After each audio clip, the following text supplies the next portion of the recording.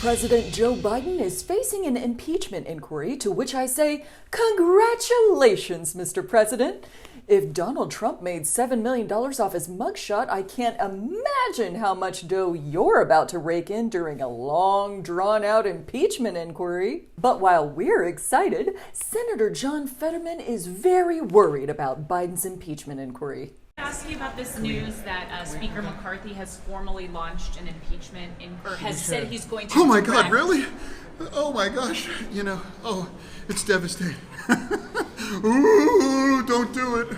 He's worried because he knows there's a mountain of molehill of, maybe a small pizza bubble's worth of evidence that still hasn't been found after months of House investigations, but it should turn up any minute.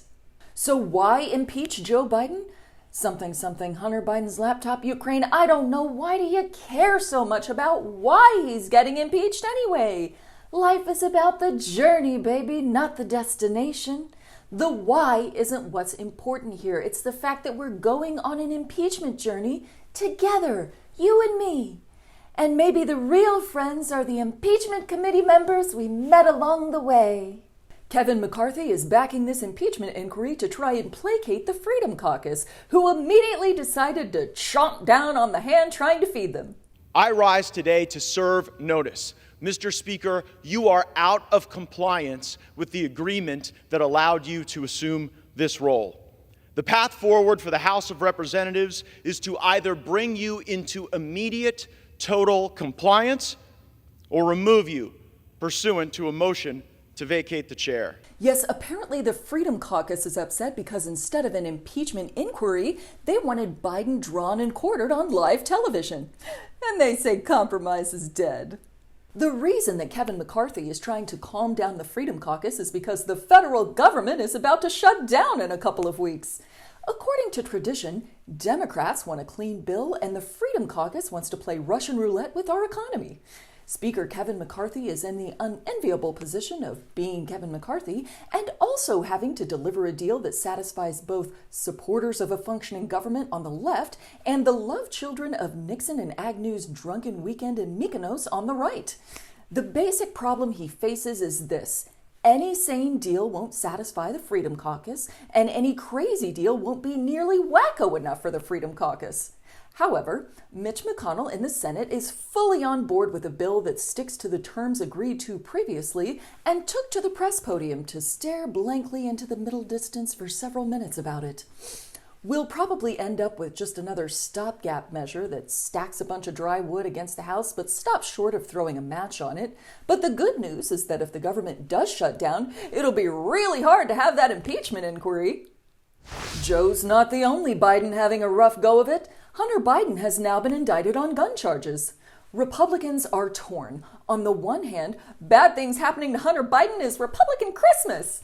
But on the other hand, he's in trouble for guns? But we like guns. Everyone should be allowed to have guns. Damn it, why couldn't he get indicted for making a sex tape at the White House or something? It's not fair. Donald Trump has faced more losses in his court cases, which is a sentence I never tire of. Over in the classified documents case, the judge ruled that Trump can no longer read classified documents on the toilet while sipping a Diet Coke. Now he'll be forced to treat them like, classified documents instead of the New York Times crossword puzzle. Over in his election subversion case, Trump asked Judge Tanya Chutkan to recuse herself on the grounds that he didn't directly appoint her himself. Apparently, her low tolerance for his bullshit is an immediate disqualifier. The judge fired back, pointing out that the motion was improperly filed and threatening to immediately dismiss any further motions that aren't filed correctly, which is legal speak for "bitch, keep my name out of your mouth." Let's check in on one of our favorite people, Marjorie Taylor Greene. MTG tweeted a suggestion that we not rush an impeachment of Biden.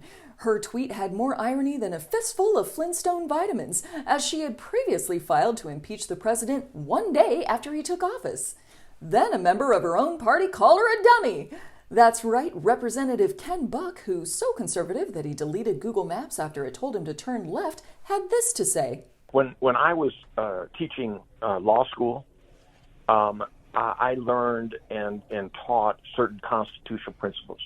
When Marjorie Taylor Greene was teaching CrossFit, she learned a whole different set of values, evidently, because my idea of what this country should be like is based on the Constitution. The Constitution says Congress shall count the votes. In her CrossFit class, maybe they didn't cover that.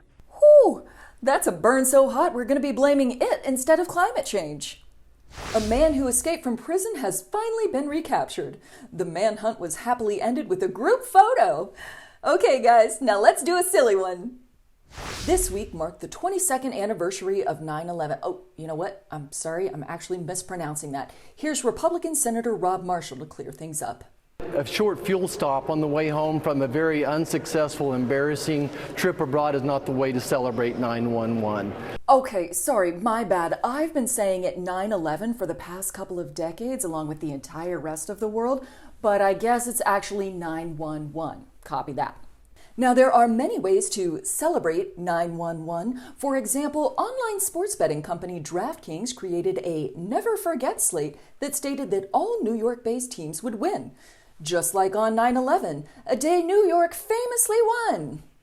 But perhaps the most American way to truly celebrate good times come on is by simply forgetting, much in the way Republicans did on 9/11 by tweeting, "Never forget," but apparently they forgot they voted against the Fairness for 9/11 Families Act that provided compensation to the victims and their widows and children. Great way to mark the occasion as well, but if that doesn't work for you, you can also just invade like 5 countries simultaneously and then keep that going for 20 years. Aaron Rodgers managed to end his debut football season with the Jets after only 4 minutes. Reach for comment, premature ejaculator said, "Damn, that was fast." Republican Senator Tommy Tuberville, who has the cutest name of any angry old man ever, just want to squeeze him and see what comes out, has denounced the Navy as too woke because people are doing porns on aircraft carriers. Or was it poems? And he needs to get wokeness out of our Navy. We've got people doing poems on aircraft carriers over the loudspeaker. Okay, it was definitely poems, but gotta admit, aircraft carrier porn sounds kind of cool. But the point is, we can't have people on ships riling up the masses with poems. Just look at the Star-Spangled Banner, which was written while Francis Scott Key was detained on a British naval ship. How do you think the Brits felt about that? We must put an end to naval ship-based poetry post-haste. After all, our brave servicemen and women are well equipped to withstand the horrors of war, but not rhyming couplets. It turns out that Grimes and Elon Musk have a third child together named Tau Technomechanicus, who joins his brother XAEA12 and his sister Exadark Sidereal. Now you might be wondering, what baby names did they consider that they didn't end up using? With us to discuss is our chief celebrity baby names correspondent, Jen Haston. Welcome, Jen. Thanks. Good to be here. Okay, Jen, can you take us through some of the Elon Musk and Grimes' rejected baby names? Sure, Andrea. So they tried names like Emperor Stinkfist III, Umlaut Andronicus. No, what? Axe, but spelled like @ symbol and the letter X. Gotcha. Okay. Optimus Prime. QT pie symbol. Oh, cutie pie. They're trying to be cute. Better than everything. Maybe like better than Ezra. I don't know. Oh, going for the nostalgia. 1984. Archipelago Slytherin. Yeah, see, if they'd use Hufflepuff, I could go with them. Racer X. Okay. Baby name for 2069. Yeah, no problems there. Obergruber Führer Wormcastle? Wait, I had to read that wrong. Obergruber Führer Wolfcastle. Yeah, no problems there. Whatever his new password is, so he can remember it this time, instead of having to buy the whole damn company out of embarrassment. Yeah, I could see that. Yes, just have to make sure it's got 16 characters, a good mix of symbols, uppercase, lowercase numbers. You got to mix them all in there. And finally, Norbert. I don't know, Andrea, these are very interesting names, and certainly a mind is at work. I don't know what kind of mind is at work. But there's a lot to consider here. There's a lot to unpack with these names. Jen, which of those is your favorite? Which one would you go with if you had to name a baby from just that list? I think for my money, I gotta go with 1984. A clear winner. Okay, thank you so much, Jen, for being here with us today. Coca-Cola's newest AI-generated flavor is called Y3000. Upon hearing the news, Elon Musk and Grimes both said, "Ooh, that's a good one." Lauren Boebert was at the musical Beetlejuice when someone said her name 3 times and she became a vaping loud rule breaker who required removal. Art imitates life, Nespa? A Democratic candidate for the Virginia state legislature had sex with her husband on a porn site where viewers paid them for carrying out specific sex acts. That website, of course, was fuckthevote.gov, where you can meet lonely constituents in your area looking to caucus. As far as the sex acts go, viewers paid to see The Biden, which is where you try to blow your husband, but he yells "malarkey" and then falls asleep. There was also the MTG, where your husband dresses in traditional Saudi garb, and then you yell, "Hit me with that Jewish space laser!" But the crowd favorite was the Kevin McCarthy, where a guy gets by people who were supposed to be on his side.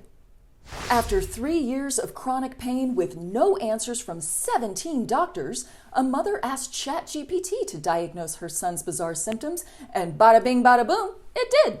It is truly shocking that the AI chatbot was able to instantly nail a complex diagnosis where so many professionals had failed for years. What's less surprising is how extremely racist the program was in delivering the information. Seriously, you gotta scrape a lot of gamer chats to learn some of those slurs. And finally tonight, a Taiwanese presidential candidate is proposing to boost the nation's birth rate by giving new parents a pet. Because the one thing new parents have time for is taking care of more things. That wraps up this week's news report. Don't forget to subscribe.